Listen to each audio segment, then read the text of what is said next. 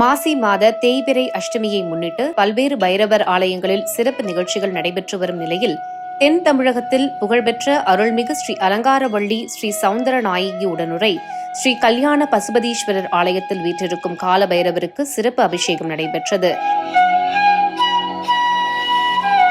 நிகழ்ச்சியை முன்னிட்டு காலபைரவருக்கு எண்ணெய் காப்பு சாற்றி பால், தயிர், பஞ்சாமிர்தம், தேன், நெய், இளநீர், எலுமிச்சை சாறு, திருமஞ்சள், மஞ்சள், சந்தனம், அபிஷேக பொடி, அரிசி மாவு, பன்னீர் உள்ளிட்ட வாசனை திரவியங்களால் சிறப்பு அபிஷேகம் நடைபெற்று அதன் தொடர்ச்சியாக காலபைரவருக்கு பட்டாடை உடுத்தி வண்ண மாலை அணிவித்த பிறகு ஆலயத்தின் சிவாச்சாரியார் உதிரிப்பூக்களால் நாமாவளிகள் கூறினார்.